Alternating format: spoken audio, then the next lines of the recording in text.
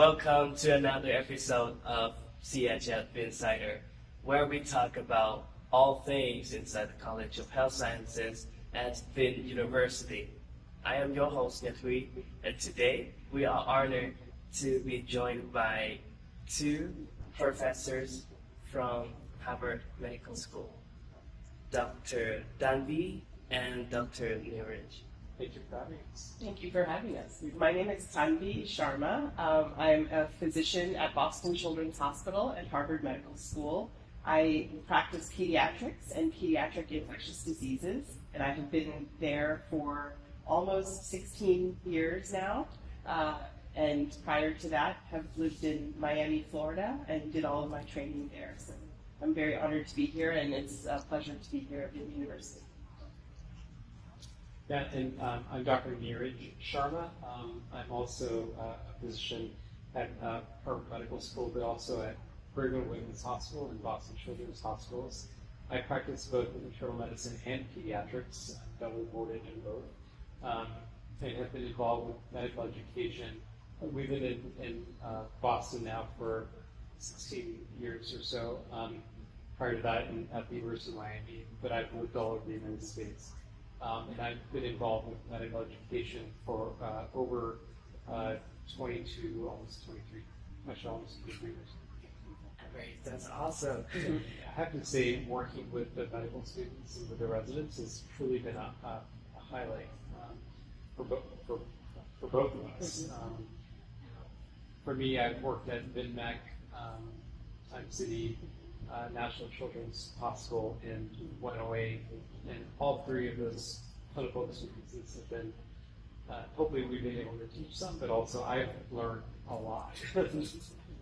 If you were to compare your experience with Vin University to an ice cream flavor, what would you think? Oh boy, that's a difficult question. I don't know.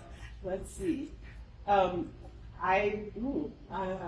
Well, one of my favorite ice cream flavors is that I've had here actually is coconut with the little flakes of coconut in it. And so I would actually say it's a little bit like that. It's unexpected and complex, but very delicious and very inviting and refreshing and very enjoyable to see all that has transpired here at Vin University. We've been very impressed with all that Vin Uni has to offer, and so I would maybe say that it's a little bit like that from my perspective.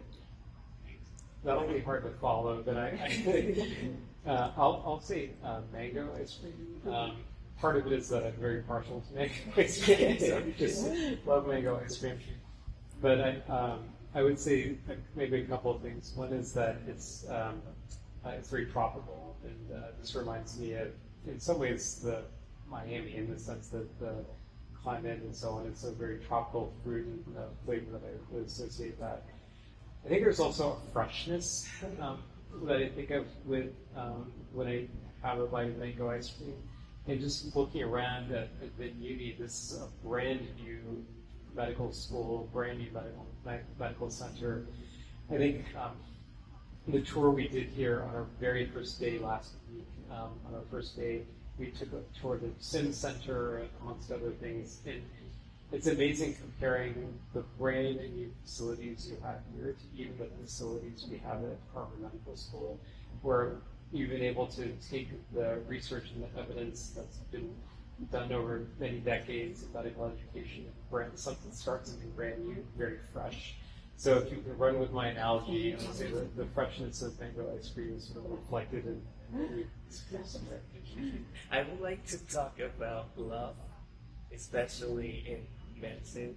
How would you maintain and nurture that relationship, and to any strategies or tips to maintain a work-life balance and families and insurance and taking care of patients?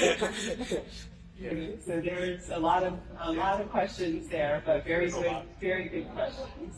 So we met when I was a third-year medical student, and Niraj was a PGY1 resident intern in the hospitals in Miami. So that was now more than 25 years ago. We've been now married for 23 years, and we have two beautiful daughters. We both have a tremendous love for medicine and obviously a love for each other and our family. I think it is true that medicine is very challenging, it's very busy, you work very hard.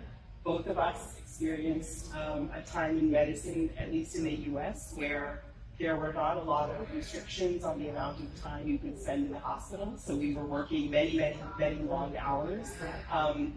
And I think the best advice that I can give is to communicate and to share and understand each other's experiences. Both of us work very hard. There's no one person who works harder than the other. We have to be equally accepting of each other's responsibilities and our jobs and all of the work that goes into what we do.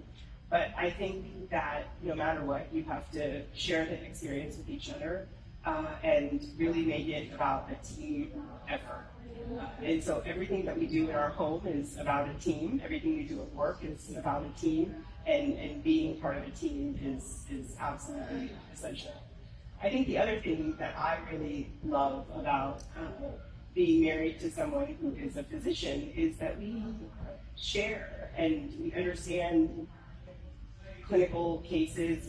Sometimes we talk about clinical cases together. We often will say, oh, I saw this very interesting patient today, and we will be able to share that experience with each other and ask each other questions and learn from each other based on the work that we're individually doing. So we bring that passion that we have for our work at work, but we also bring it into our home and we talk about interesting things, and that is something that I really love. At the time that we were married, we were young enough and we had some time to wait before having children, but that's not the reality for everyone. And so, for some people, if you're getting married a little bit later, depending on the circumstances of your life, you want to start having children sooner. So I think that's a very personal decision that everyone has to make based on their life circumstances. We had the ability, again, because we were married at a younger age, we had some time to wait. When I completed my training, after I was a few years behind him, it was a good time to have a child at that time. So we had that ability to plan for when we had completed training, but that's not always the circumstance. So yes, it was great for us, but not always the circumstance for each couple. Yeah, I go back to what I said before, which is, so when we first started training, when we were in medical school and residency, it was all about, you had to be very methodical about when you did things. It seemed like everyone was sort of following a pattern. I would say that I think priorities have changed. And it goes back to what I said before, which is we have to think about our lives. We've got one life on this planet. How do we want to take advantage of the most of it? And so it's important to an individual to begin a relationship, to start a family. It's more about doing it when it feels right and just figuring out how to make the circumstances work. So, and I can't comment on what happens here in Vietnam, but what I can say is that in the United States, there has been a real priority. That means I've been a leader in sort of helping Boston Children's Hospital sort of figure this out for trainees, but how to have start a family during training. There are many people who wait until after they finish their training to start a family. For us, it sort of happened by coincidence that way. That's a bad way of saying it. Like we sort of timing of when we wanted to start a family, it worked out well. But there are other individuals where I think it's important just to live their life, and if they want to start a family even during training, the training hospitals in the United States will actually help them adjust their schedule, have some flexibility in their training. So I would invite people to really think about what's important to them in their lives as opposed to sort of when is the right time. There never is a specific perfect time. It's when it's right for the individual. What are your strategies when it comes to having conflict in your relationship? I was wondering if you were going to ask this question. I was waiting for this question, actually. So I think we all approach conflict in the way that we approach conflict in any aspect of our life, which is there's no perfect way to address conflict. We all, in any relationship, there are going to be conflicts, there are going to be disagreements, and sometimes you handle it better than others. So sometimes you handle it very well and very maturely, and you have a great conversation and you figure out how to resolve the conflict. And other times you argue and have continued conflict and you don't say all the right things and you don't resolve it in the best way. But that is a part of growth and learning in a relationship, is how to deal with conflicts and how to deal with disagreements and how to deal with them in the best possible way. And you can say that I think it's a lifelong learning experience, there's no perfect way. None of us as human beings respond to things or address things in the perfect way, but we learn how to address them in the best possible way to support the person that we love. And so that's the most important thing. At the end of the day, it's about the person that you love, thinking about their perspective and their feelings. But you won't always do things perfectly, and you won't always handle a disagreement or a conflict in the best possible way. And you have to acknowledge that, and then you learn from it, and you address it better the next time. So I would say it's a learning process of how to deal with conflict, but the most important thing is deep down inside, you love that person, you want to be with that person, you want to spend your life with that person, and you want to make that person happy, and they want to make you happy, and you want to have a positive and uplifting and loving relationship, and so you find a solution that works best to achieve all of those things. Now that you have established a strong foundation in your relationship, and then started having children, introduce more members to your family, how have things changed? The biggest challenge, and I think this is true for every parent, is that once you have a child, your life becomes very focused on your child.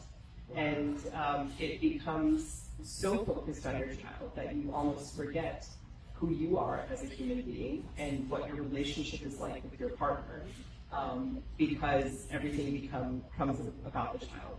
So we joke, if we go out somewhere, that when we were young, when our children were younger especially, is we would go out somewhere and our children would be staying with their grandparents or the babysitter or something, that we didn't want to spend the whole time when we were going out talking about our children, because we forgot, or it's easy to forget, all of the things that were important to you before you had children, all the things you liked to do, all the travel, all the times that we used to talk about interest in patients or things at work. And a lot of those things disappear and everything becomes your life around your children. And so part of the challenge, but also part of an important part of the journey, has been learning to shift away from everything about children back to, why did we fall in love in the first place? How did our relationship begin in the first place? As our children have gotten older, we are now thinking about them leaving the home, being at school, doing their own things with their own life. So it will be back to the two of us at home without the children, and what do we want to do then? How do we want to live our lives? What are the things that are important to us? And do we remember how to have our own relationship independently of our children? But it can be very challenging. Children are hard. When they're young, they have a lot of needs, and your time is very committed to meeting all of their needs. Even as they get older, their needs change, but they still have a lot of needs. And it can be very easy to lose yourself in only caring for your children and forgetting to do all of the other things that are important to you and meaningful in life. And trying to figure out how to balance that is essential. I agree completely, as usual, but if I could add just a couple of things. There's advice that I give to new parents, because I take care of kids and adults. I say, always remember that to spend time as a couple, and to remember that you are in a relationship. So even with young children, being able to spend time to just go out for a cup of coffee, even if you have time for half an hour to an hour, just to spend time as a couple to remember that you are a couple first and foremost. Does that make sense? So yeah, I think that's critical because it's very easy to just get caught up in having just in the needs and wants of children. To avoid conflict, to remember to spend special time with each other. The second thing is, and this is somewhat related, but kind of unrelated to your question, maybe just more related to overall advice about going to medicine, is remember what makes you happy in life. So, I'll use myself as an example. I enjoy running. So even here in Hanoi, it's been hard, but I've been getting up pretty early in the morning to go running. It's been exceedingly hot for me, but it's something that gives me joy. It's been a very fascinating and heartwarming love story. I think it's great that you're focusing on this because, again, many people are probably talking to your listeners and viewers about medicine itself, but these other aspects of medicine or kind of life are equally important, or if not more important. So it's very important to have that as part of the conversation. Thank you very much for